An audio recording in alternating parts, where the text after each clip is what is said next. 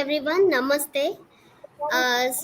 Very warm welcome to the webinar organized by BLD's uh, Bangaramma Sajjan Arts, Commerce and Science College for Women, Vijayapura. Collaboration with the History Enthusiast Association, Karnataka. We are organizing this one-day national webinar on cultural dimensions of epigraphical heritage in Karnataka. So I take this opportunity to warmly welcome our today's resource person, Dr. T.S. Ravishankar sir, and Dr. S. Swaminathan sir, and Dr. S.Y. Somashekar sir, and the honorary president of the History Enthusiast Association, Sri Nandan Shastri sir, and principal of Bangaramma Sajjan College, Dr. Y. Tammanna sir, and our founder president of the History Enthusiast, Ms. Manali Momaya, and Department of History, Head Department of History, Bangaramma Sajjan College, Vijayapura, Mr. Mallikarjun, and Faculty Department of History, Bangaramma Sajjan College, Chandrakala Dodmani, and last but not the least, of course, the main important people of this webinar are our audience. So I take this opportunity also to warmly welcome all the audience to this webinar. Please stay active throughout the webinar and feel free to express your opinions, comments through the chat box. So now I request Ms. Manali Momaya to briefly introduce our principal of Bangaramma Sajjan College, Vijayapur, Dr. Y. Tammanna sir. Over to you, Manali.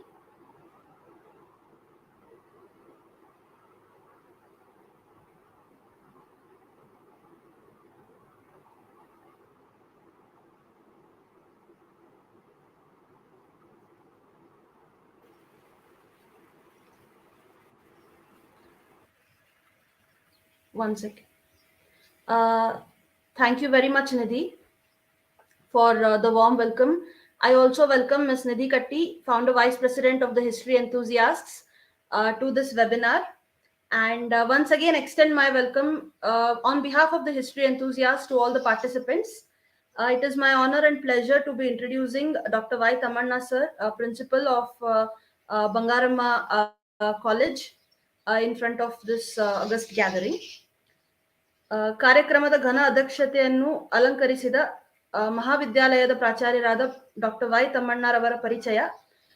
28 July 1973ರಂದು ಬಿಜಾಪುರದ ಸಿಂದಗಿ ತಾಲೂಕಿನ ಘಟಸಾವಳಗಿಯಲ್ಲಿ ಜನಿಸಿದ ಇವರು ತಮ್ಮ ಪ್ರಾಥಮಿಕ ಶಿಕ್ಷಣವನ್ನು ಘಟಸಾವಳಗಿ ಹಳ್ಳಿಯಲ್ಲಿ ಮುಗಿಸಿ ಪ್ರೌಢ ಶಿಕ್ಷಣವನ್ನು ಜೇವರ್ಗಿಯಲ್ಲಿ, ಪದವಿ ಪೂರ್ವ ಮತ್ತು ಪದವಿ ಶಿಕ್ಷಣವನ್ನು ಆರ್ ಡಿ ಪಾಟೀಲ್ ಕಾಲೇಜ್ ಸಿಂದಗಿಯಲ್ಲಿ ಪೂರ್ಣಗೊಳಿಸುತ್ತಾರೆ. 2000ನೇ ವರ್ಷದಲ್ಲಿ ಕರ್ನಾಟಕ ವಿಶ್ವವಿದ್ಯಾಲಯ ಧಾರವಾಡದಿಂದ ರಾಜ್ಯಶಾಸ್ತ್ರ ವಿಷಯ ಸ್ನಾತಕೋತ್ತರ ಪದವಿಯನ್ನು ಪಡೆದು 2001ನೇ ಇಸ್ವಿಯಲ್ಲಿ Ph.D ಗಾಗಿ ಧಾರವಾಡ ವಿಶ್ವವಿದ್ಯಾಲಯದ ಖ್ಯಾತ ರಾಜಕೀಯ ವಿಶ್ಲೇಷಕರಾದ ಡಾಕ್ಟರ್ ಹರೀಶ್ ರಾಮಸ್ವಾಮಿ ಅವರ ಮಾರ್ಗದರ್ಶನದಲ್ಲಿ socio economic development of villages through decentralisation, a case study of Vijayapura district ಎಂಬ ವಿಷಯದ ಮೇಲೆ ಮಹಾಪ್ರಬಂಧವನ್ನು ಸಲ್ಲಿಸಿ 2007ರಲ್ಲಿ ಕರ್ನಾಟಕ ವಿಶ್ವವಿದ್ಯಾಲಯ ಧಾರವಾಡದಿಂದ Ph.D ಪದವಿಯನ್ನು ಇವರು ಪಡೆದಿರುತ್ತಾರೆ. ತದನಂತರ 2006ರಲ್ಲಿ ಕರ್ನಾಟಕ ಮಹಾವಿದ್ಯಾಲಯ ಧಾರವಾಡ ಇದರಲ್ಲಿ ಸಹಾಯಕ ಪ್ರಾಧ್ಯಾಪಕರಾಗಿ 2007ರಲ್ಲಿ ಮುಂಡಗೋಡ್ ಮತ್ತು ಯಲ್ಲಾಪುರದ ಸರ್ಕಾರಿ ಪ್ರಾಥಮಿಕ ದರ್ಜೆ ಕಾಲೇಜಿನಲ್ಲಿ ಸೇವೆಯನ್ನು ಸಲ್ಲಿಸಿ 2008ರಂದು BLDE ಸಂಸ್ಥೆಯ ಸಹಾಯಕ ಪ್ರಾಧ್ಯಾಪಕರಾಗಿ ನೇಮಕರಾಗಿರುತ್ತಾರೆ. ಇವರು ಒಂದು Ph.D ಮಹಾಪ್ರಬಂಧಕ್ಕೆ ಮಾರ್ಗದರ್ಶನವನ್ನು ನೀಡಿರುತ್ತಾರೆ. Panchayat Raj institutions and rural development ಎಂಬ ವಿಷಯದಲ್ಲಿ UGC ಮೈನರ್ ರಿಸರ್ಚ್ ಪ್ರಾಜೆಕ್ಟ್ ಅನ್ನು ಕೂಡ ಪೂರ್ಣಗೊಳಿಸಿರುತ್ತಾರೆ. BLDE ಸಂಸ್ಥೆಯ ಮಹಿಳಾ ಮಹಾವಿದ್ಯಾಲಯ, ಬಾಗೇವಾಡಿ ಮಹಾವಿದ್ಯಾಲಯ ಮತ್ತು KCP ವಿಜ್ಞಾನ ಮಹಾವಿದ್ಯಾಲಯದಲ್ಲಿ NSS ಅಧಿಕಾರಿಗಳಾಗಿ ಕೂಡ ಸೇವೆಯನ್ನು ಇವರು ಸಲ್ಲಿಸಿರುತ್ತಾರೆ. ಬಾಗೇವಾಡಿ ಮಹಾವಿದ್ಯಾಲಯದ ಸಂಯೋಜಕರಾಗಿ ಸೇವೆಯನ್ನು ಸಲ್ಲಿಸಿರುತ್ತಾರೆ. ಇವರ ಸೇವೆಯನ್ನು ಮತ್ತು ಪ್ರತಿಭೆಯನ್ನು ಗುರುತಿಸಿದ ನಮ್ಮ ಸಂಸ್ಥೆಯು, ಈ BLDE ಸಂಸ್ಥೆಯು ಶ್ರೀಮತಿ ಬಂಗಾರಮ್ಮ ಸಜ್ಜನ್ ಮಹಿಳಾ ಮಹಾವಿದ್ಯಾಲಯದ ಪ್ರಾಚಾರ್ಯರಾಗಿ ಪ್ರಸ್ತುತ ಇವರನ್ನು ನೇಮಕ ಮಾಡಿದೆ. So sir, it is A very we are very happy. It is a very happy occasion to collaborate with the Bangaramma College on this very interesting and very important topic of history, that is epigraphical heritage of Karnataka. Thank you very much, sir, for making this collaboration possible and for giving us, the history enthusiasts, an opportunity to learn from you and to host with you. With this introduction, I now request Dr. Tamanna sir to give his introductory remarks. Sir, kindly unmute yourself. Madidini sir. Thank you, Monali madam, for your nice introduction. A very good morning to one and all. It's indeed a day we have all been gathered here. So this day will be remembered for us. At the very outset, I deem it's my pleasure to extend my cheerful welcome to the esteemed keynote speaker, the distinguished resource persons, and all the participants assembled here. Your presence makes us very happy. I, Dr. Vaitamana, Principal of the host college, it's my honor and privilege to share with you today the fascinating world of Karnataka epigraphical heritage. This legacy of inscription into stone, metal, and other material provides us with a unique window into our past. By exploring these ancient writings, we uncover stories about the lives, beliefs, and accomplishments of those who lived long before us. Epigraphy, the study of inscription, is like reading historical documents covered in stone. These inscriptions offer valuable insights into ancient societies, including their governance, religion, art, and daily life. Karnataka epigraphical treasures dating back over 2 millennia help us piece together the history of this vibrant region. On behalf of on one of the most important contributors of Karnataka epigraphical heritage was the Chalukya dynasty. Ruling from the 6th to 12th century, the Chalukya left behind a wealth of inscription, particularly in places like Badami and Aivoli. These ratings reveal not only their political and military achievements, but also their impressive contribution to art and architecture. These inscriptions document the construction of temples and other structures, showcasing their commitment to religious and cultural development. Following the Chalukya, the Hoysala played a significant role in Karnataka's history. Known for their architectural marvels, the Hoysala built acquisite temples in Beluru and Algodu. The inscriptions found in these temples provided detailed documents, accounts of their religious practices, social customs, and artist achievements. These writings highlight the Hoysala's dedication, both their faith and art, reflecting a period of remarkable cultural growth. The Vijayanagar Empire, which flourished from the 14th century to 17th century, also left a rich collection of inscriptions. Hampi, the empire's capital, is home to many of the valuable artifacts. These inscriptions from this era of insights into the empire administration, economy, and vibrant cultural life. The document the prosperity of the empire and its influence on religion, politics, and trade, providing a glimpse into one of medieval India's most significant empires. Preserving these ancient inscriptions is crucial. As time passes, these artifacts are at risk of deterioration. By conserving studying them, we ensure that the future generation can continue to learn from these historical treasures. Epigraphical research not only depends our historical understanding, but also foster a sense of cultural identity, and pride. In conclusion, Karnataka epigraphical heritage is a treasure trove that offers a rich glimpse into its past. The inscriptions from Chalukya, Hoysala, and Vijayanagar Empire each tell a unique part of Karnataka history, reflecting its political, religious, and cultural evolution. By studying and preserving these ancient writings, we honor our historical legacy and deepen our connection to the diverse and vibrant culture that has shaped Karnataka. So, with these very few words, I conclude my introductory speech. Thank you for giving me an opportunity to present this. Once again, thank you, one and all. Thank you so much, sir, for your brief and beautiful introductory remarks on the epigraphical heritage of Karnataka. Now, I request Ms. Manali Momaya to introduce our today's resource person, Dr. Ravishankar, sir. Over to you, Manali. Thank you very much, Nidhi. Our association as an organization and my association as an individual with Dr. Ravishankar sir has been much older, and I have learned a great number of things from him. So it is an honor. It is a personal honor for me to introduce him today on this occasion. Good morning, everyone, once again. It is my great pleasure to introduce sorry, our distinguished resource person for today, Dr. T.S. Ravishankar.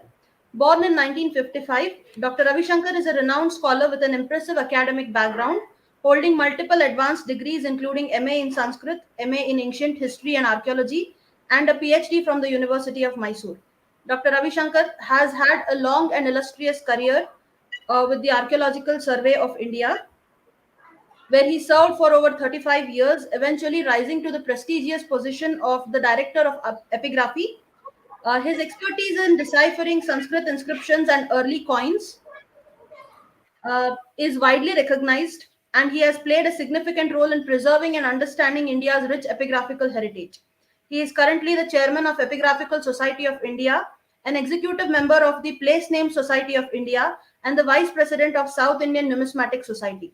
Throughout his career, Dr. Ravishankar has contributed immensely to the field through teaching, research, and numerous scholarly publications. His contributions extend beyond India, with his recent work taking him to Baku, Azerbaijan, under the Cultural Exchange Program of the Government of India. He has also been a valued speaker at esteemed. We are indeed fortunate to have Dr. T.S. Ravishankar with us today, and I'm sure that his insights will greatly enrich our knowledge and understanding of the epigraphical heritage of Karnataka. Please join me in welcoming Dr. T.S. Ravishankar. Over to you, sir.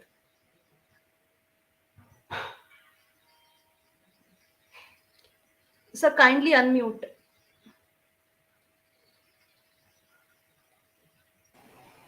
I request you to stay connected few minutes. I have to share the PPT. Just be online. Huh? Just, Absolutely, sir. No problem. yeah, please. Yes. So I'll take this time to remember the other lectures which we had with Dr. Ravi Shankar sir. He has given inaugural address in our Itihasa Saptaha 2.0, and he was also part of our Itihasa Saptaha 1 in Heritage of India. His expertise on Brahmi scripts and their subordinate scripts, it is really enlightening and heartwarming, and we have to learn from him. And we have to do our part in preserving the heritage, not only of epigraphs but of scripts in India.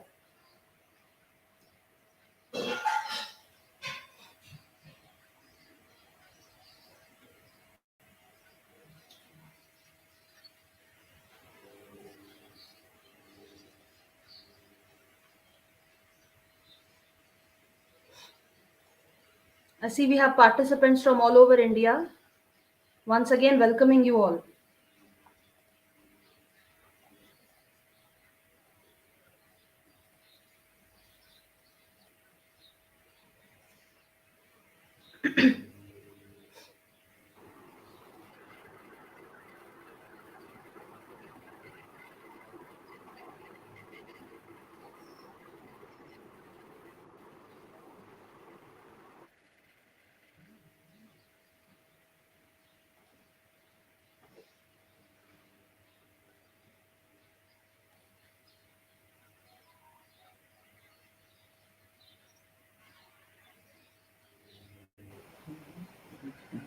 Is it shared now? 1 second, sir. Not able to see it.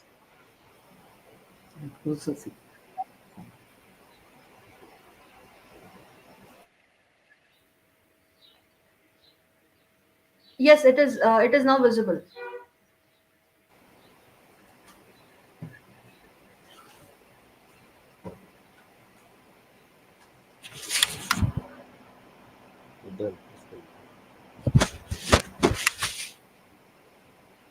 Okay.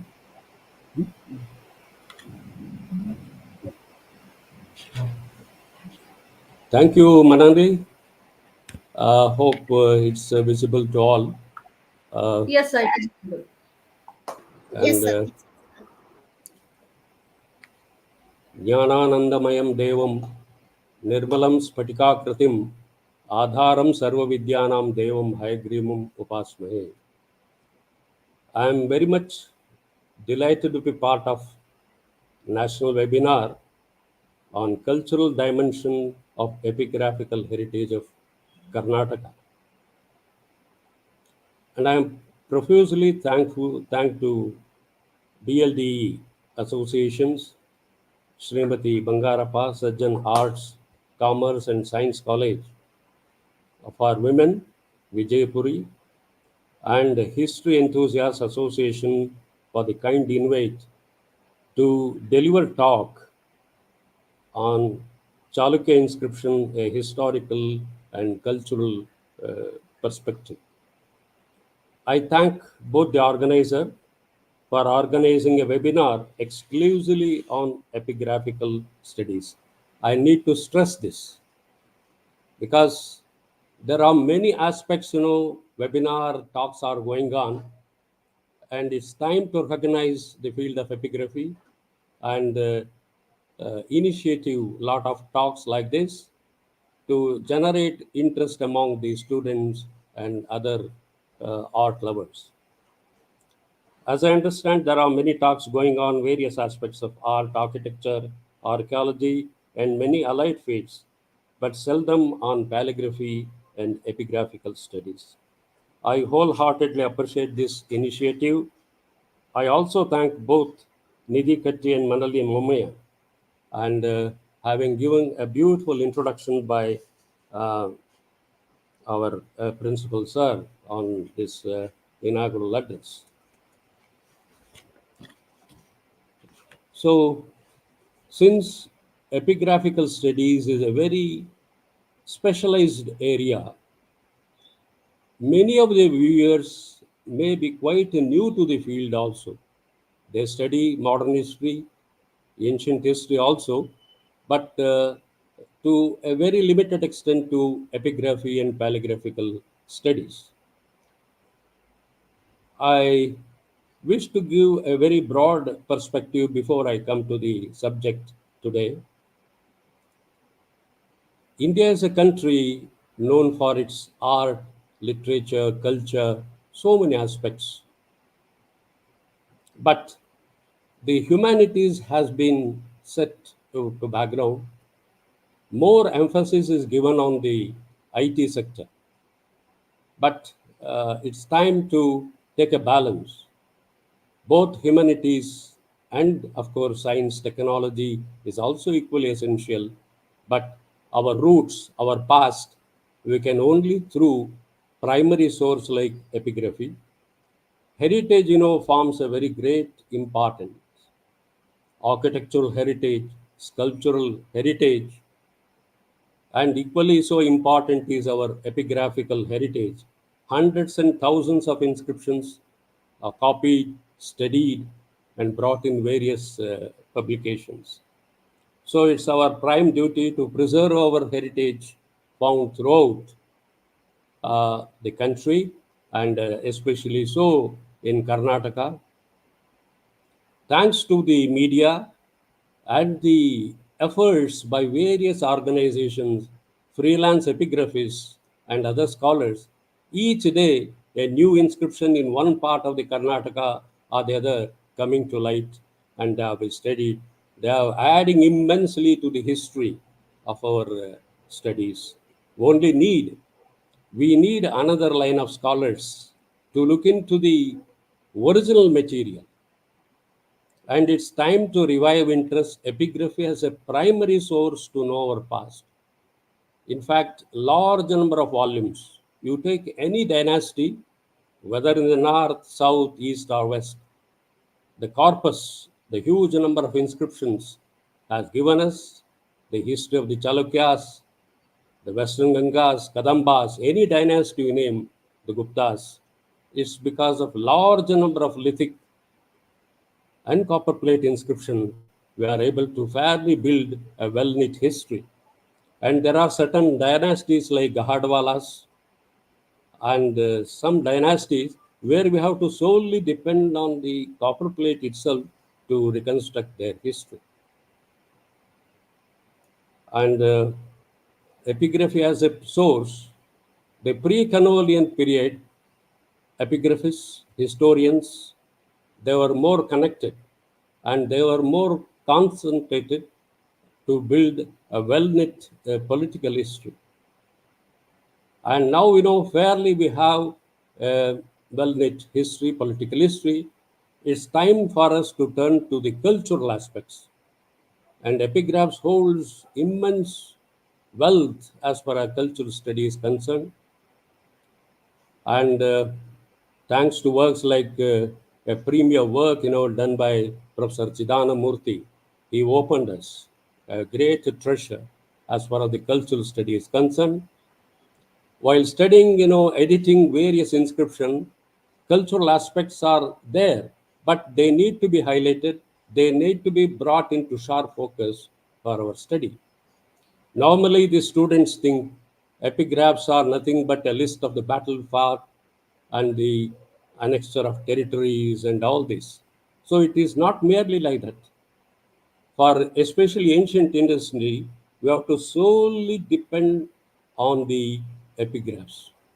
Without early or ancient epigraphs, we can't reconstruct history. Archaeological sources are there, but to a greater extent, we have to solely depend on the epigraphs to know the society, to know the socio-economic condition, to know the religious condition. Many aspects we have to depend on the epigraphs, and that provide us. So the area, now the approach is changing to look into the cultural aspects. At the micro as well as macro level, much need to be done. There are local chieftains, there are many dynasties we have done immensely to the society, and we need to study. And this is a later medieval or late medieval period. We have a number of literary sources, epigraphical sources do corroborate, supplement these areas.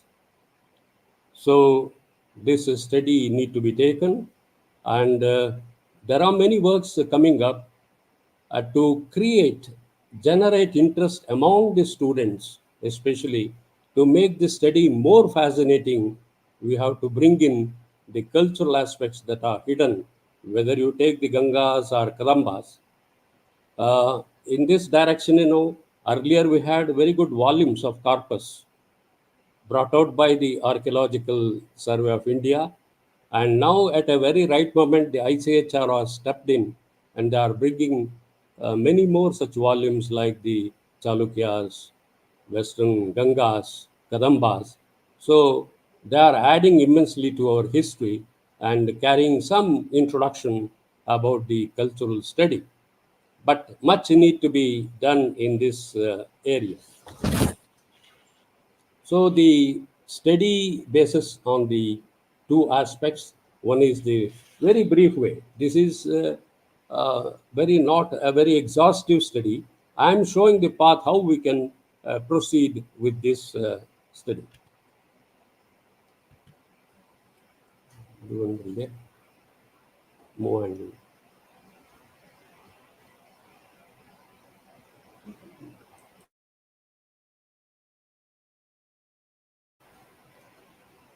so in a very brief way, I would like to give the historical background.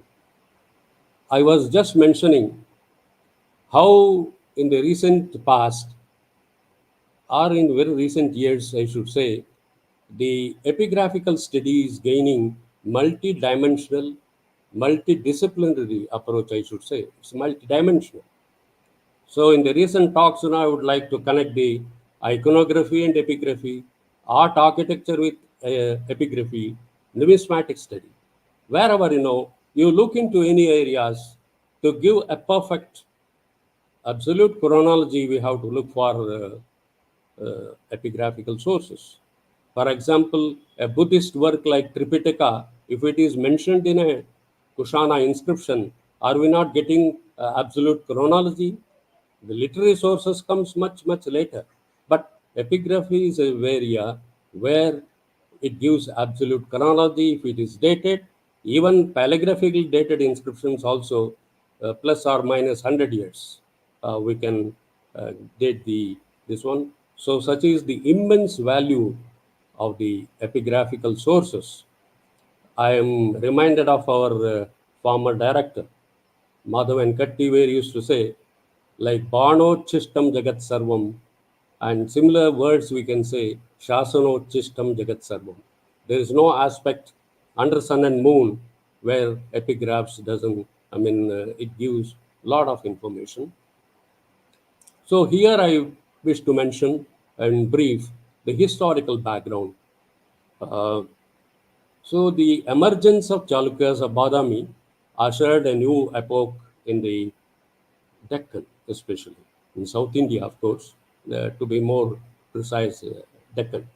The political scenario that prevailed at the time, the Kadambas, the Gangas, Alupas ruled over Karnataka, the Nalas, the Vishnukundins in Andhra Pradesh, the contemporary dynasties, the Bhojas, Mauryas, and Kalachuris in Goa, Maharashtra, as I said. So this is the scenario, political scenario at that point of time. Yeah,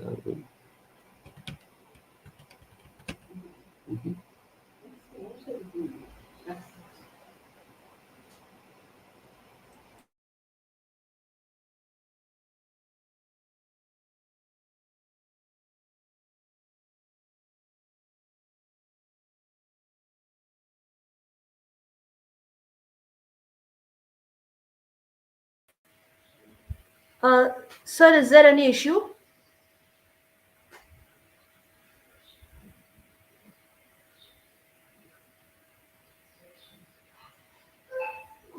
Slide change ना थी लगी तो.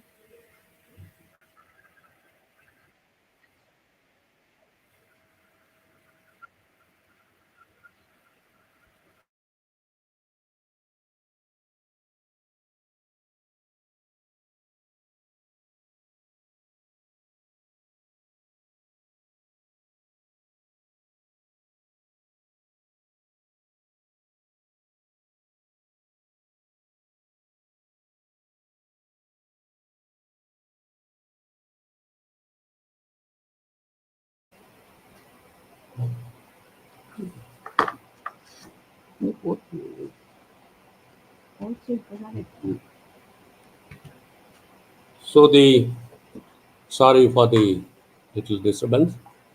The appearance of Chalukyas are something like meteoric, and they fortified Badami in the 543 Common Era and subsequently annexed a huge territory stretching between Narmada and the Kaveri. So they ruled over almost the early Chalukyas, the Chalukyas of Badami, 200 years, that is from 540 Common Era to 757 Common Era, you find this. So this in a brief, given the genealogy, because when we say the multidisciplinary approach. When we talk about the scholar who work on that, they should also have a very good background of the history. Then only when you get an inscription, we can situate it and date it and understand the reigning period and other details that are given in the inscription. So this gives a genealogical table right from Jayasimha to Kirti Varman. In detail, it is given the genealogy. So when we talk about the inscription, the major things comes to us is the lithic and the copper plate inscription. A large number of stone inscriptions are found in the Indian subcontinent. And here also, with regard to the Chalukyas, we have stone inscriptions as well as copper plate inscription. So the data says the around 75 copper plate charters and 76 stone inscriptions belonging to this dynasty are documented, published. And there are about short stone inscription, of course, without mentioning reigning king, are around 365, maybe like label inscription, they are short.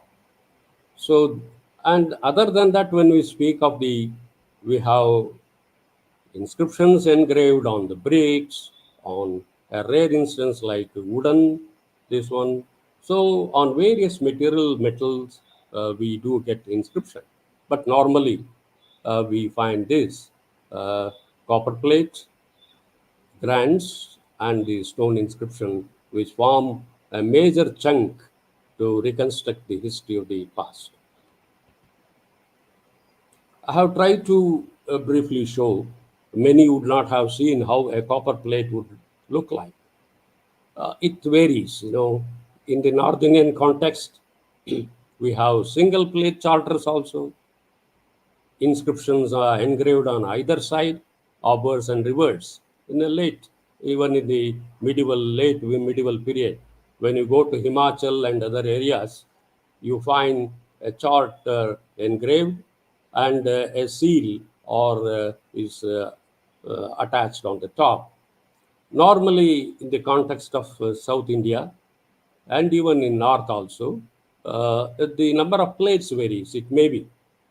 Just for an allusion, no, this Tiruvandalur copper plate inscription is a very huge number, running around 93 plates with the seal and ring. It is preserved in the Egmo Museum. That is the largest copper plate to be seen. And normally, when you see, Western Ghats, Chalukyas, you have copper plate inscriptions. Normally, when you look into the epigraphs, it is engraved on the reverse side, the first and the last side. Just to protect the writing, they don't engrave on either side. Whereas in the intervening, the middle chart, you find inscriptions are written on both the sides, and they are numbered also, and you find on the left side of this the hole with a ring and seal. Normally, the seal carries the emblem, and here in the case, the Varaha, Lanchana, which they started, and later you even find the Vijayanagar rulers, they adopted this symbol. So the engraving, I will go to the format also, how inscription look like. So when we study, we can't, in the context of North India, I insist upon the students to look into the paleographical aspects or other thing, when the script, when we take, it's common. The knowledge of the script, even the manuscripts, to read, to decipher, you should have the knowledge of the script. And here, when we take, we have to take the epigraphical sources, the numismatic sources, to some extent in North Indian context, seals and sealings. They also form a major chunk, a collaborative, a study need to be done to understand the significance of these. They, as I told, no, they supplement and corroborate many of the records, and the calligraphical aspects also need to be understood when we take the legend that comes on a coin and in the inscription and seals and sealing. That forms again another fascinating area for our study.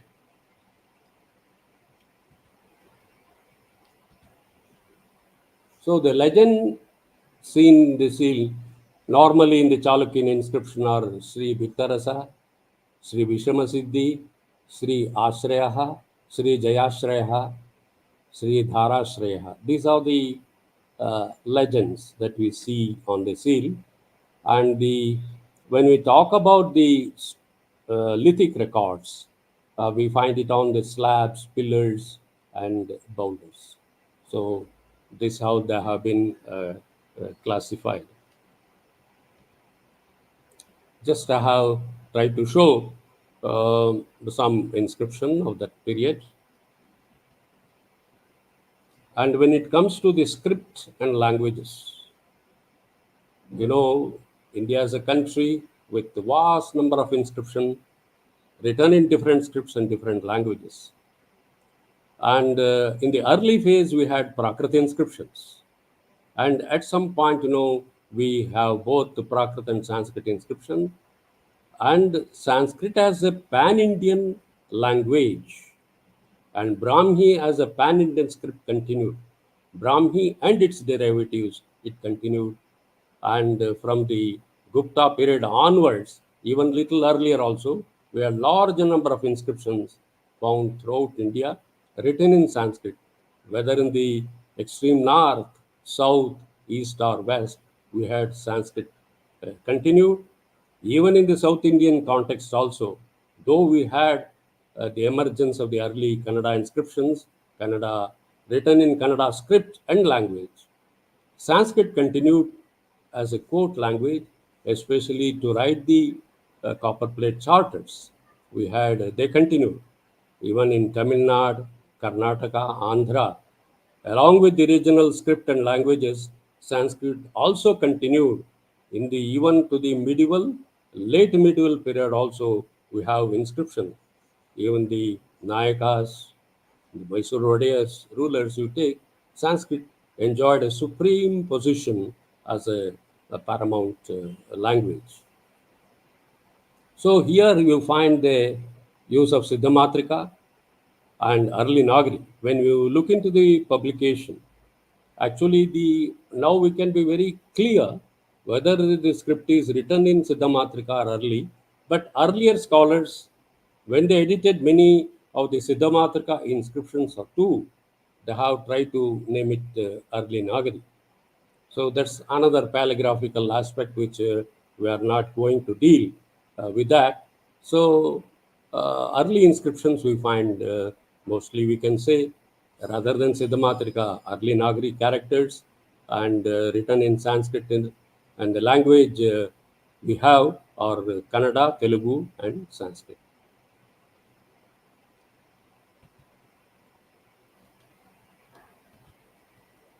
The format is very important. When you look into the copperplate charters or lithic, format is something, it's one of the very basic concept. It depends. So the format of the inscription is necessary to understand whether it is Chalukya, Hoysala, most of it, shared common features which continued and they followed a certain pattern in this, especially larger stone inscription like Prashastis and the copperplate charters. So normally it begins with an auspicious symbol. Most of you might have noticed while seeing a lithic record or copperplate charter, you have that swasti or siddham, sometime by a spiral sign. In the context of Chalukyas, Vikramaditya first onwards, we have a standard invocation to the Varaha. Form of Vishnu occurs almost in every copperplate charter. This you have to make a note of it. Then the inscription contains the dynasties, geology. Normally, you have that Siddham symbol or swastik followed by the invocatory words, and then comes the genealogical account. Normally speaking, three generations or three his predecessors, and the last king which is mentioned, whether in the lithic or copper plate, we have to assume that is issued by such a so and so king.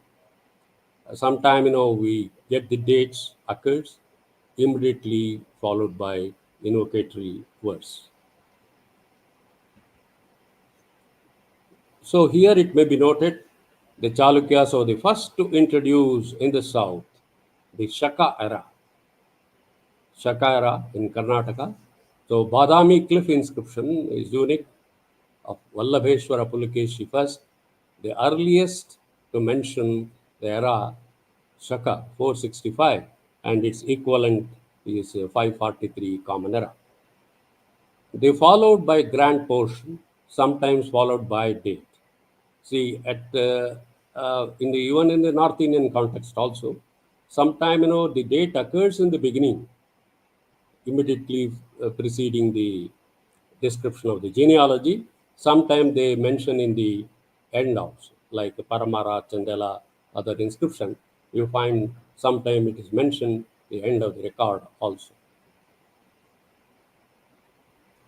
So then followed the victorious camp from where the king issued the charter. Vijayaskandhava, that is normally from where the camp, king used to be on the move, and some holy place he used to camp, or some in his sojourn he used to halt and issue certain charters to the Brahmanas. So then comes the operative portion, where it mentions what is the object. In a stone inscription, it may be causing a temple, well, or renovation of a temple, grant of some land. So it varies. So the object of the inscription is mentioned, and especially the copper plate charters are donation. The land grants we call land grants. Land grants are mentioned to the Brahmanas of various Gotras, Sutras, Pravaras. And normally the land, when it is given, the boundaries also mentioned. What is the situation of to the east, west, north, south? Boundaries are also well defined while giving a land grant. And then follows the imprecatory verse. In the beginning, we have invocation. The imprecatory words are there. This you can study when you analyze the earlier inscriptions, especially in the context of North India. I would like to mention the Guptas. There were hardly few verses, very few verses connected with the imprecation. And with the society becoming complex, with the encroachment, infringement of the land happening often, and they were bound to increase the imprecations. They kept on adding, so that to create a psychological fear among the uh, public or the person neighbors, not to infringe the land given to a temple, to a land, to a Brahmana. So they were very cautious, and this how you find the imprecatory verses added in the course of a. You can study the gradual development in the course of centuries, how it developed. And in the end, you find the composer of the charter. Three persons are involved. Normally, in a bigger eulogy or a copper plate charter, the first is the composer who composes the record, then the writer. Writer is very important, especially to trace the paleographical development. Writer played a very, very crucial role. He is supposed to know the paleography of the system of writing that prevailed at that point of time. He writes, and then the engraver implicitly engraves whatever written by the. That's how when you see the development over the period of time, if many paleographical changes are there, it is we can easily attribute it to the writer, because engraver can be a mason, unlettered person who implicitly engraves what is written either on a copper plate charter or a stone. He follows. So these three persons form crucial in the form when we see the composer of the record, the writer, and the engraver. So this in general, whether it is north or south, they had a uniform pattern which almost followed with minor modifications to be seen here and there. So the political history, to give a very brief account, I'm not because this is very important to even to situate the cultural history.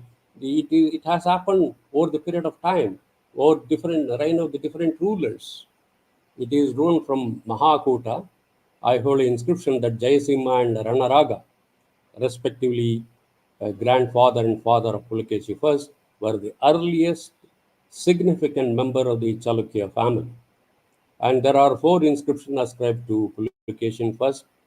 The earliest epigraph Pulakeshin also, the earliest of the Chalukyas, is from capital Badami, uh, now known as Badami. It refers to the dynasty as Chalukya. And the king Vallabheshwara, it is dated in Shaka 465.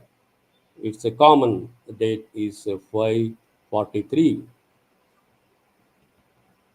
So it records the construction of Vatapi hill fort, invincible from below as well as above.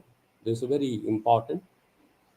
Uh, Further, the record sheds light on the performance of Ashwamedha. This is very important when you deal with the religious history. The Vedic rituals, were revived, and here is an instance where Pulakeshin performed Ashwamedha sacrifice. Not only that, the rite of Hiranyagarbha. These are known through epigraphs.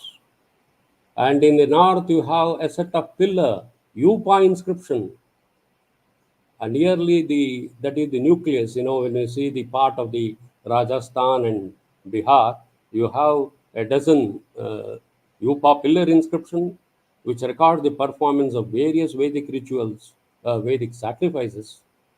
Earlier, they made a prototype of wooden upas, and later to commemorate it, they brought it on the lithic record.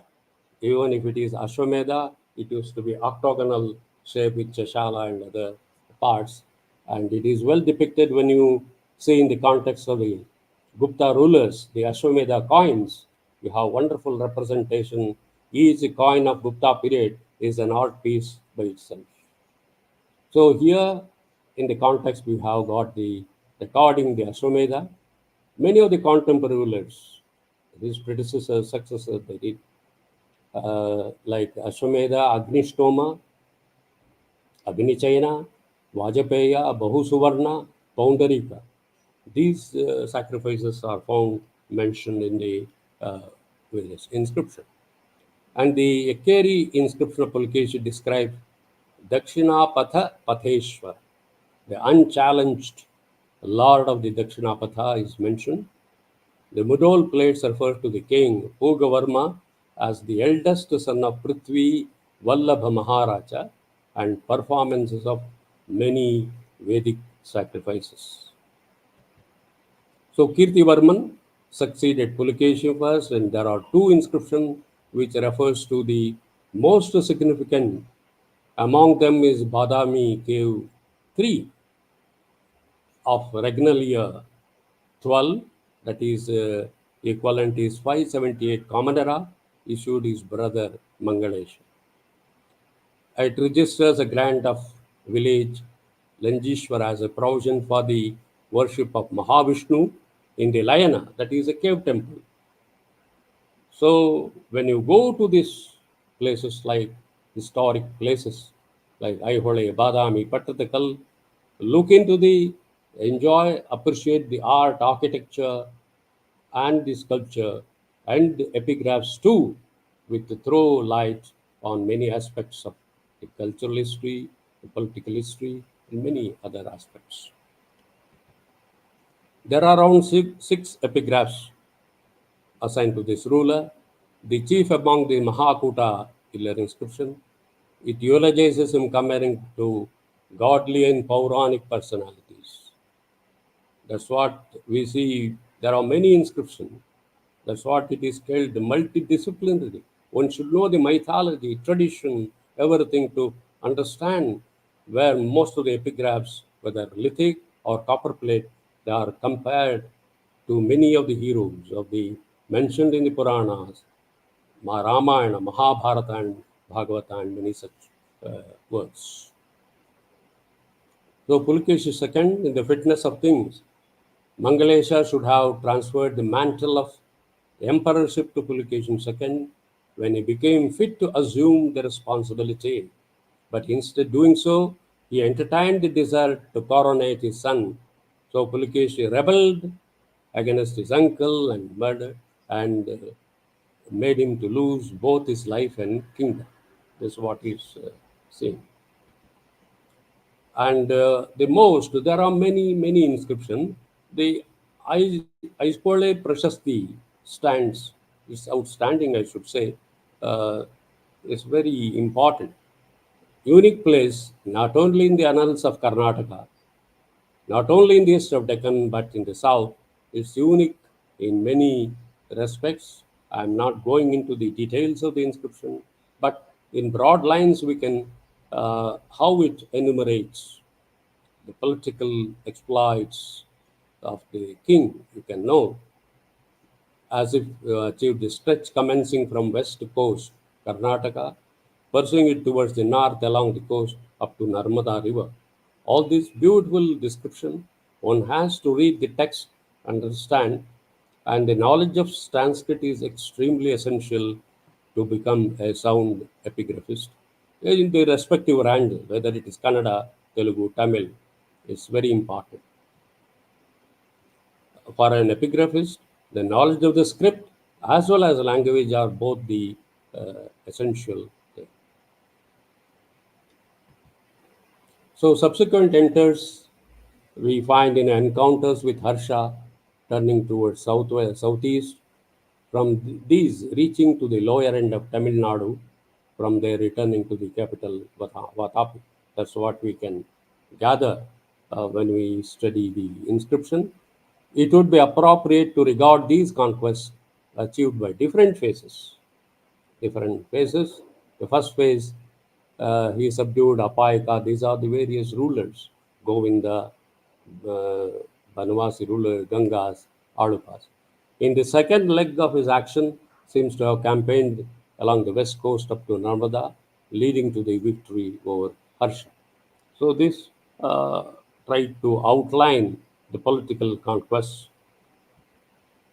The third phase, military action, Pishtapura fort, the surrounding region, and Pulkeshi must have proceeded towards the south to the Pallavas and promote inter Chola Pandya Kosala region also. All this accomplishment could have taken place before the composition of the record in 634, sorry. So this is a wonderful record, and it's a piece of literature, it's a historical document. To know the calligraphy one can study, it's all the perspective one can look upon. These are inscription having many aspects. A literary person will look for the literary value embedded in the Holy Prashasti. A paleographer can see the various modifications and letters, and a historical person will look into the great contents, richness it has. So all these, there are many such inscriptions, and this is one such very unique, and the dating and the Mahabharata war and all dated, all these are dated here. And the Vikramaditya first nominated as Yuvaraja, Pulkeshi II, through a record known as 16th year of his reign, launched an offensive against southern kingdom. So Vijayaditya, 671 to 696 Common Era, son and successor of Vikramaditya I, inherited a fairly beautiful empire from his father. Especially the Pallava were humbled so much that they did not dare again to repulse against the Chalukyas. This to be noted. Here, though conventional, some of his inscription mention Karaidekrita Kamera Parasika Simhaladi Dvipadhipasya. So this is very significant in their reach. Khmer, Khmer is Khmer, ancient Cambodia, Parasika, Persia, Sinhalese. These are all what are found mentioned in the inscription. So the Alampur inscription of Vinayaditya is very significant as it furnishes a very detailed account of his political exploits. Then comes Vijayaditya. So after the death of Vinayaditya in 696 Common Era, his Vijaya succeeded the throne. His inscription recounts that he made munificent grant to Vedika Brahmanas, Bhagavatas, Shaivas, Buddhas, and Jainas. Alike constructed tanks at various places, caused to build an enclosure wall around the Alampur temple. So at Aihole extended patronage to Shiva temple, presently called Huchimallagudi, while at Pattadakal he built the Sangameshwara temple, only named after Vijayeshwara. The only possible war you might have fought, the closing of the against Parameshwara, the Pallaveshwara, Pallava king.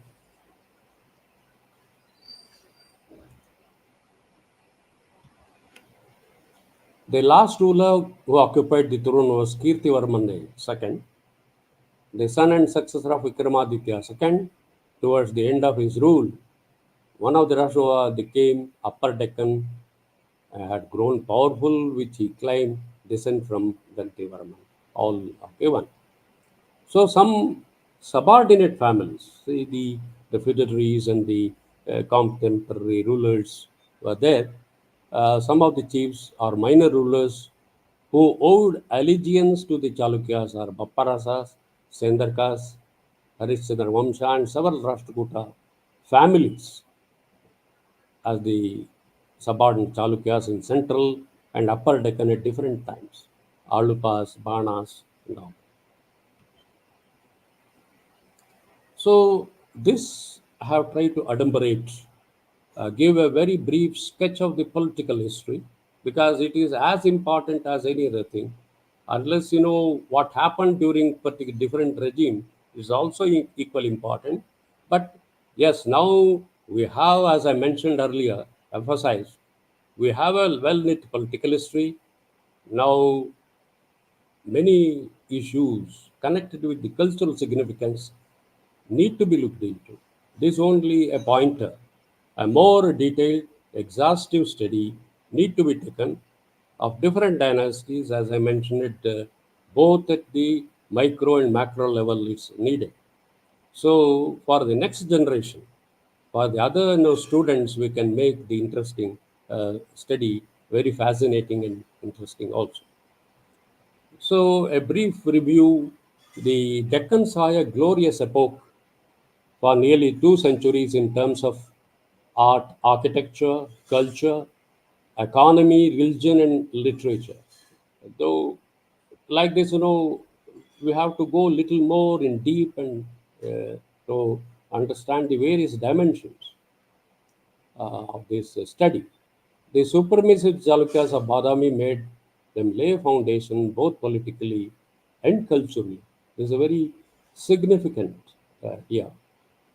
What are the administrative? See, the cultural aspect is a very vast area.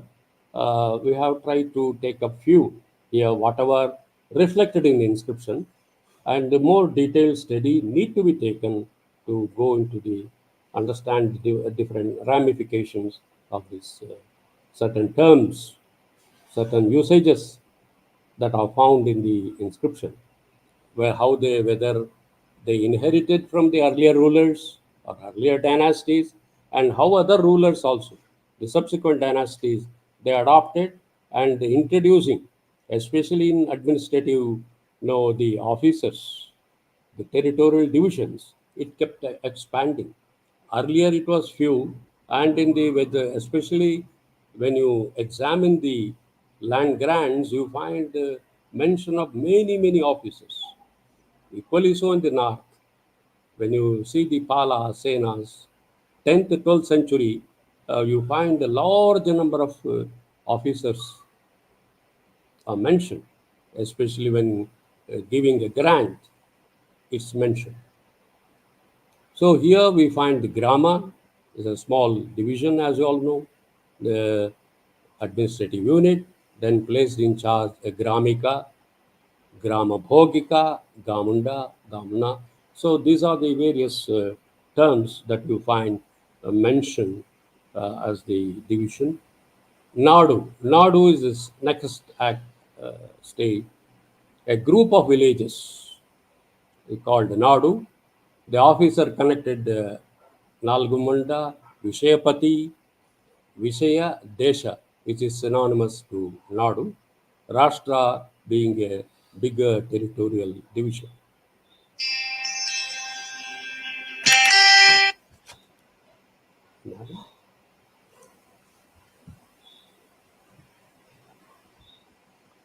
The Aihole, the Aihole inscription mentioned Maharashtra Traya. It is also state comprise 99,000 villages. According to this one, Maharashtra Traya comprised of Dr. May, Gujarat, Maharashtra, Karnataka, and coastal tract of Konkan. Maharashtra Traya is what the term. And some officers, Damunda, Grama Bhogika, Grama Kuta, Gramika, Vishayapati, Karana, Lekaka, Mahatara, and all these Suma, Sandhi Vigrahika. There are many officers, that, and they had their respective duties.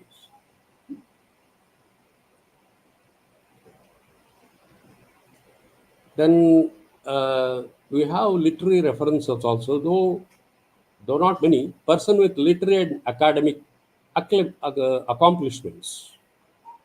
Like we had, mention of the Niti Shastra Visharada, Vyakarana also, Nyaya, Kavya, Nataka, Itihasa.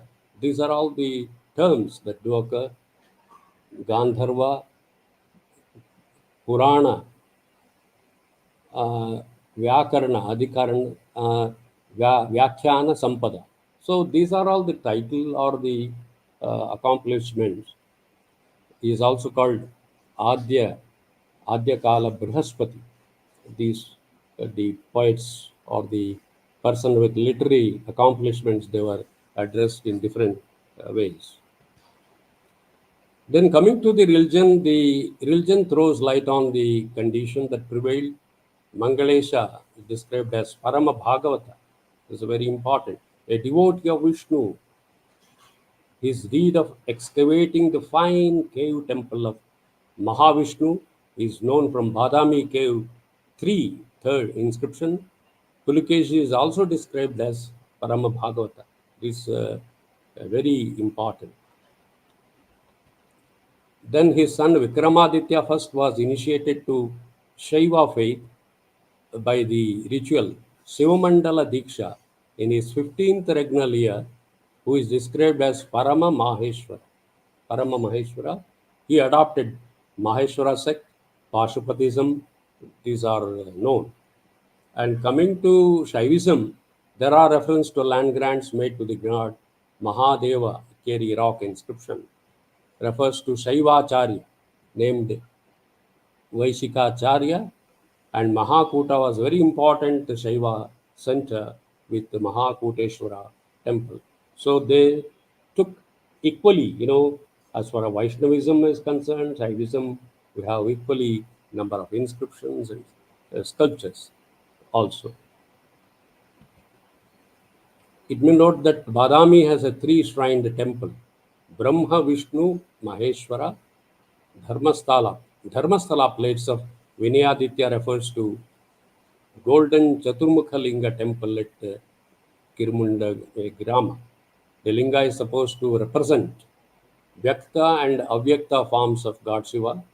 They are Tatpurusha, Vamadeva, Aghora, Sadyojata forms, and the fifth called Ishana. This is a very unique representation, what we see in the inscription.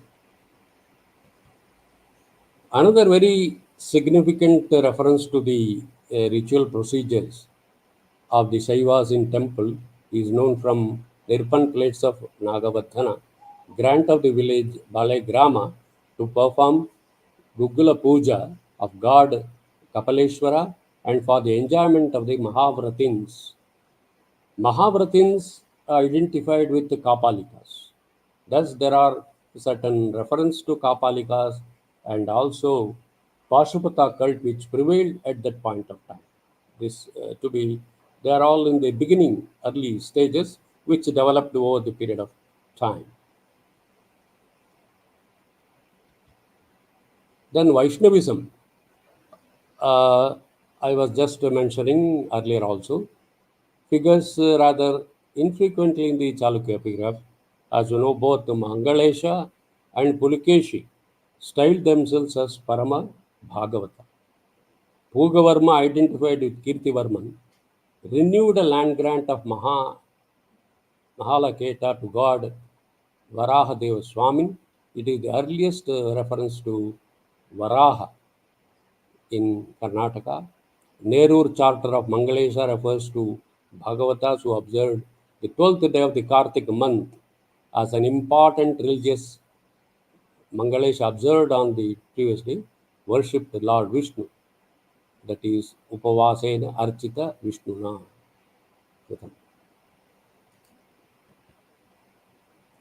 So it may be noted that the mentioned day is known as Utthana Dwadasi. Even now we observe this Utthana Dwadasi.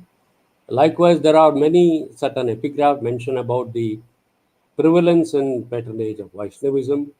A review of some of the epigraphs revealed that there are some reference to sun worship. This is a very rare instance. In a North Indian context also, there are many such temple inscriptions. Gupta and post-Gupta period, the sun worship very popular, like Mandasur inscription and many such sun worship form, because normally other forms of Shakti, Vishnu, they are there, but sun worship much more popular in the north, and it perhaps came down to the south too, and worship of Shakti. Apart from this, the Chalukya extended pattern to Jainism and Buddhism, as known from epigraphs. So, the after religion condition, we can look towards the economic condition. See, the tax. This is one common. No, whether it is any dynasty you take, it's a commonly especially in the copper plate charters, we find levying of certain tax is a common thing on agricultural products, on different thing.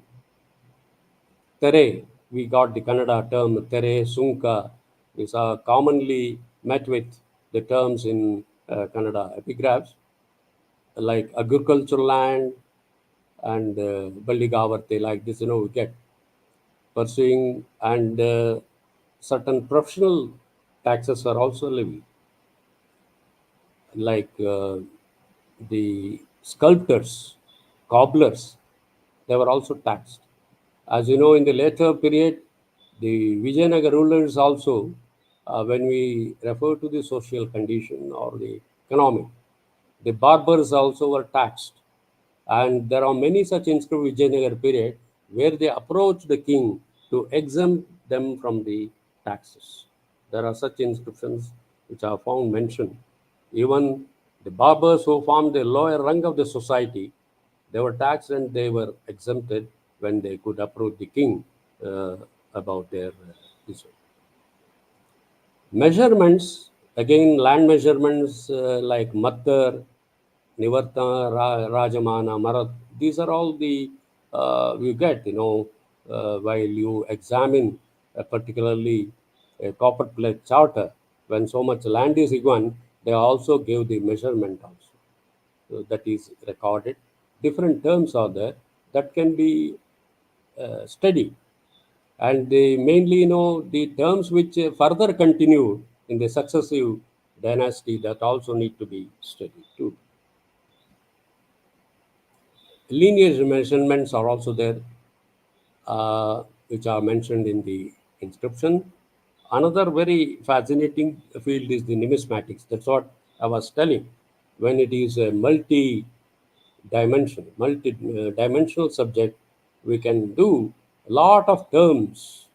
When you examine both north and south, you get innumerable terms, connected with that are found having a bearing on the coins, the currency issued at different point of time.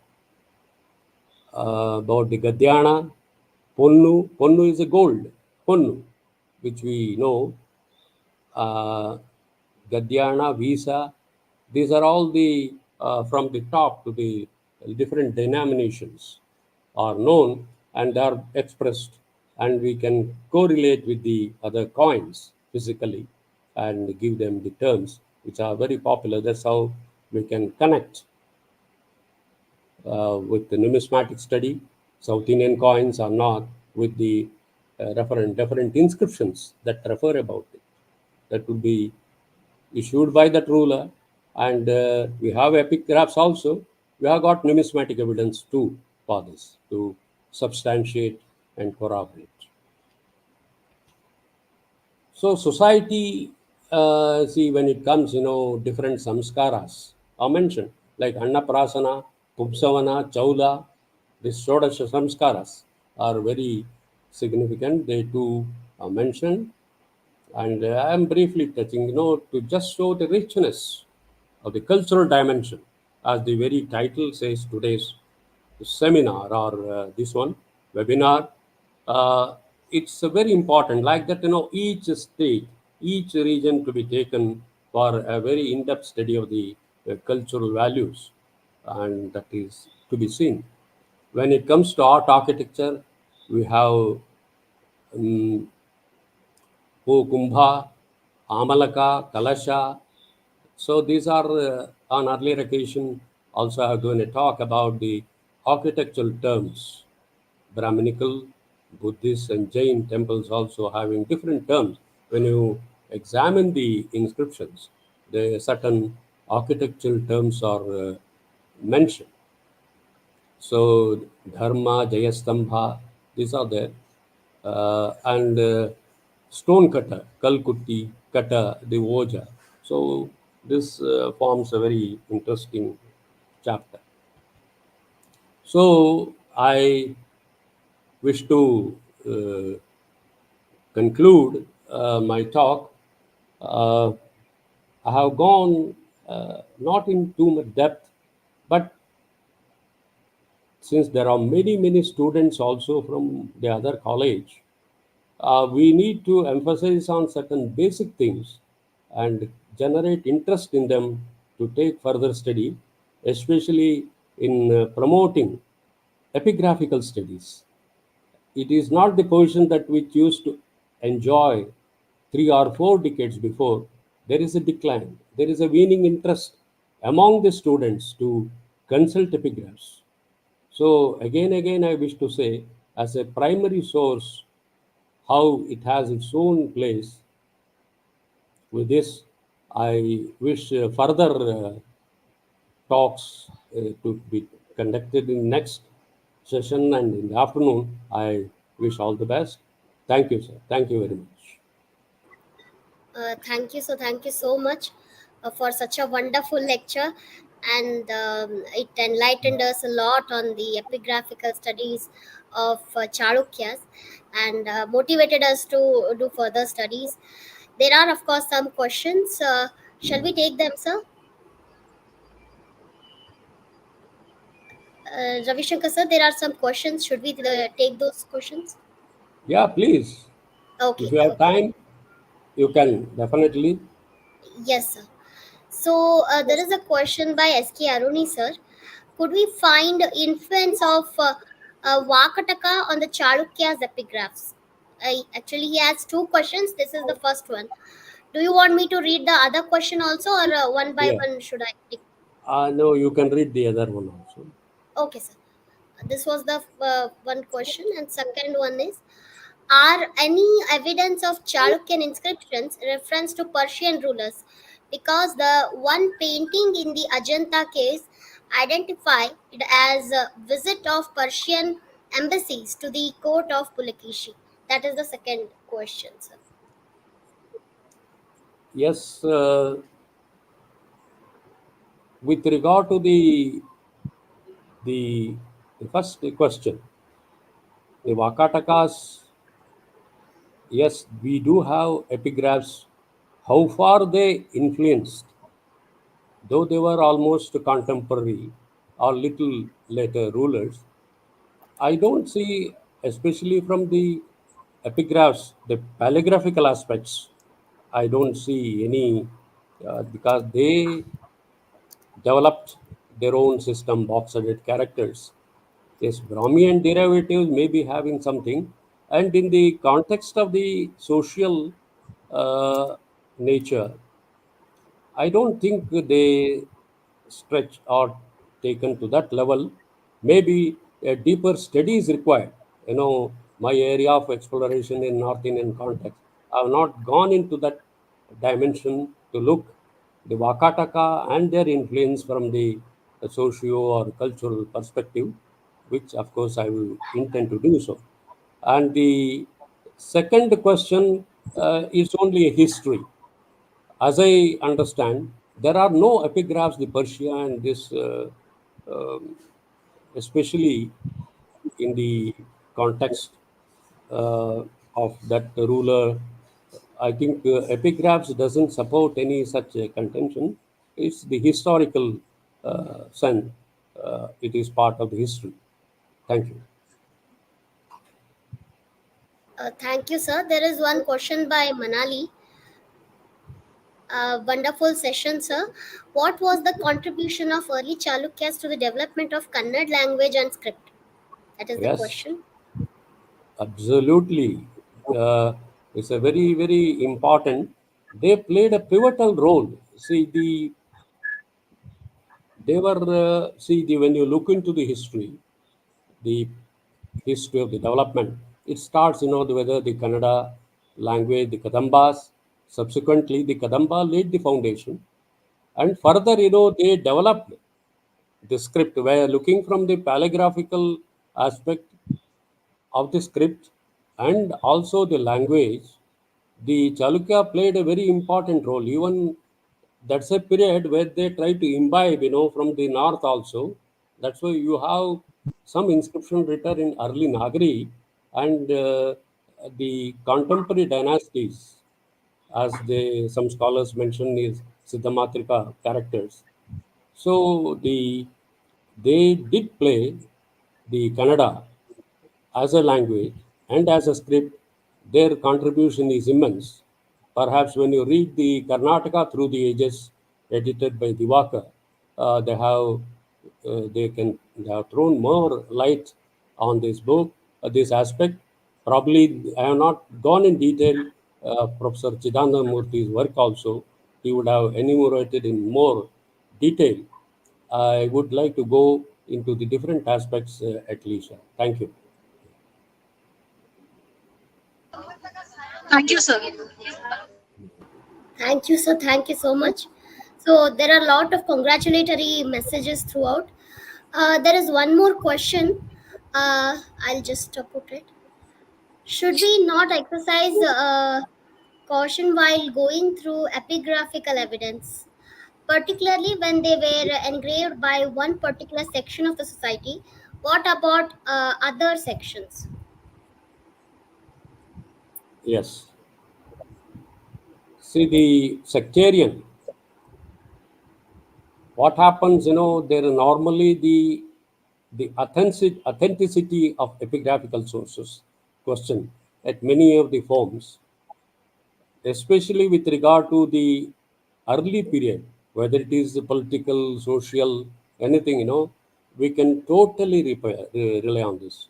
I am addressing in a very general way also. Medieval, late medieval period, how inscription can be little exaggeratory, eulogizing, that can happen, that has happened in the late medieval period, uh, eulogizing the king. Though he may be a very petty ruler with hardly having control over a small swathe of land and this one, because bards they specialize. And this sectarian, you should imagine, the societies were very small. They are the beginning. They were in the initial stages. So without any bigotry to other this one, uh, they, of course, it depends on the king and his followers. uh, they were, when we look into the sculpture, the inscription, they did for Brahminical, that is Vaishnava and Shaiva, and equally so to the Buddha. Yes, at some point of time, they patronized, and you find some sectarian thing. So we have to accept these statements, whatever early records, there cannot be any other thing to question. So they form some sorts of source to understand, and we need to accept those things recorded, especially in the early phase regarding the social condition. And we should know they are just the beginning, the society when they try to formulate. And we cannot put things in the modern situation and examine at that point of time how the society was there with a limited number of this one they patronized, and the benevolence is seen on all the sectors and all the forms of the society. Yes. Thank you, sir. Thank you so much. There is one last question, sir. It is, sir, how many inscriptions of Chalukya we found in Halegannada? uh, Amrita Ganesh has asked this question. this I can't say exactly. As I mentioned, my expertise in the North Indian area, Brahmi derivatives, Sanskrit, and I have not gone too far into the linguistic aspects. Since I'm, I have chose this topic today to choose, but right now, I can't answer. You will have to find a certain reply from a linguist or who has done deeper research in the area of Halagannada and other things. Nidhi, there is one more question by Dr. Arun. Okay, yeah. So this is also one question. So can you tell me about value of red soil in Chalukya dynasty? Sorry, I don't know. Okay, sir. I don't know about this. Okay. So yes, lot of congratulatory messages are there, sir. No, no. Another We have, question by Nidhi. Let me stop you for a second. yes, There yes, is a sure. question by Dr. S.K. Aruni, sir. Sir, what is your? You can highlight that question, dear. It is in, before this question. It was there. Please check it out. What is your opinion on the Talagunda inscription discovered by ASI? Inscription said to be pre-Halmidi Kannada inscription. Just now, sir has put this question. Yeah, yeah. See, this I too was in situ when they submitted a report on this. Uh,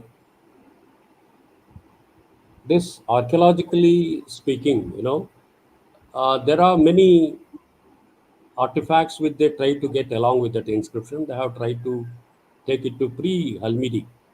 As for the lexicography and the paleography, I submitted to the at that point of time to different scholars. They are of there is a divergent opinion.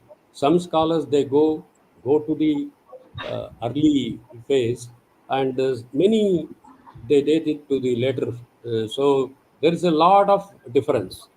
And again, since I was not an expert in that area, I referred this to the other scholars, and they take it to the post. This one, yes, some sort of detailed discussion has to come through, inviting different scholars who pro and against this. We have to have a detailed deliberation, taking the lexicography, the words and the paleographical aspects that need to be studied.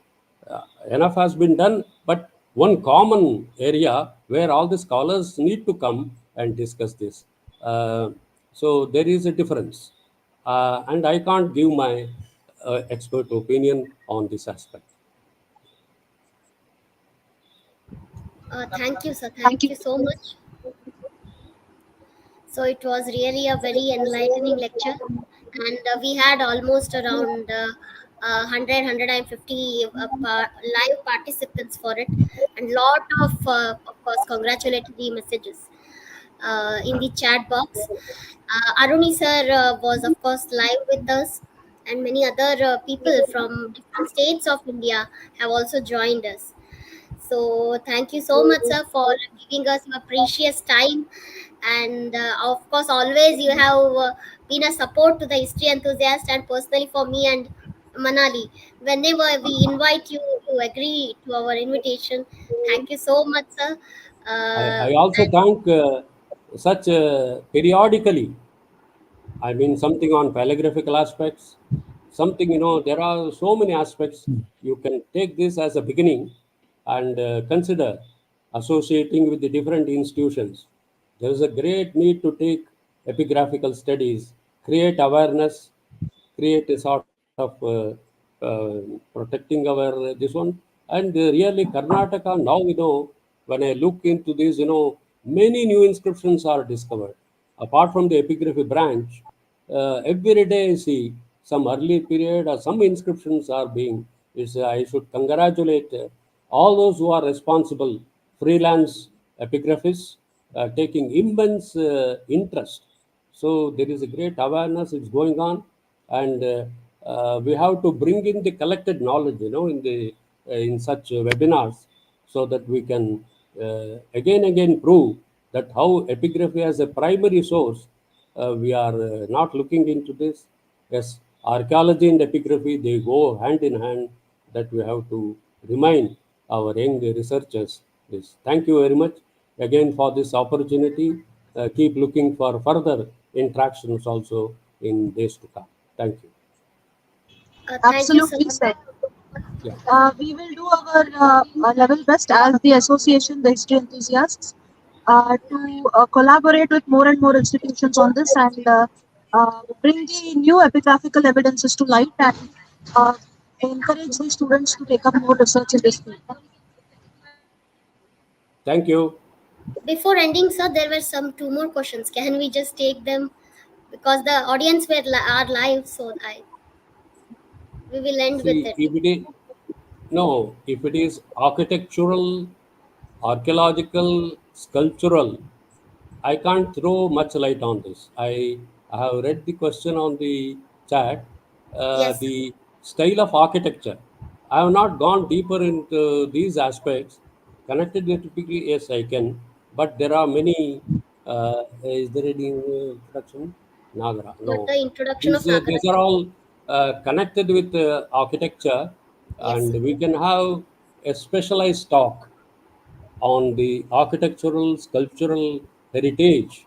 Now, as we did, on the epigraphical heritage, a 1 or 2 day seminar, webinar, we can have, it's a wider area where we can cover architectural, sculptural heritage exclusively, that the scholars in the chosen field, they can give a befitting reply.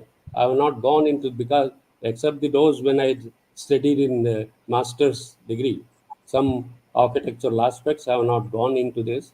So they are connected with more with the architectural aspects, which can be addressed in the next seminar when you can organized.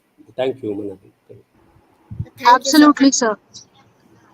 We We need to will take this suggestion and definitely have another webinar which encompasses architectural sculptural heritage of Karnataka as it is shown in the inscriptions.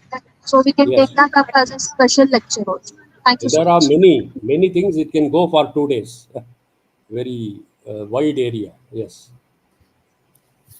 Thank you. So I request Ms. Manali Momaya, founder, president of the History Enthusiast, to do the vote of thanks for this first session. Uh, Thank you very much, Nidhi, for giving me this opportunity. It was indeed a very engaging first session and a very informative one. First of all, I would like to congratulate our resource person, Dr. Ravishankar sir, for giving us such a wonderful session today. And I thank him on behalf of both the institutions, that is the History Enthusiast and Bangaramma College. Thank you, sir, for spending your time with us and for giving us so much new insight and encouragement to pursue research in the epigraphical field. I also want to thank the principal of Srimati Bangaramma College, Dr. Rai Tamanna sir, who gave the introductory remarks before the beginning of the session. I also thank Mr. Mallikarjun K, who is the head of Department of History, Srimati Bangaramma College, for making this collaboration possible. My sincerest thanks to our honorary president, Shri Nandan Shastri sir, for being with us throughout the session and for always being a source of support and guidance. My thanks also to the founder, vice president of the History Enthusiast, Ms. Nidhi Katti, for wonderfully hosting this session. And last but not the least, and the most important, in fact, I thank all the participants, all the audience members who were very active throughout the session. Our next session will be beginning at 12:30. So please show the same enthusiasm and participation throughout the upcoming sessions also. Seeing forward to seeing you all again. Thank you. Thank you, Nandan sir. Thank you very much. Namaste. Thank you. Okay. Welcome. Thank you. Your presence made me a day today. Great. Yeah. Very nice. Yes, sir. Thank you, sir. Nice Thank you of very you. much. Oh, Excellently, you are guiding our younger scholars to take ahead these disciplines. Very nice. Please do so, thanks sir. for the Please do so. compliments. Thank you. Okay, sir. Bye. Okay. Thank you. Thank We you are for the signing next off. session also. Thank you. All the best. Yeah.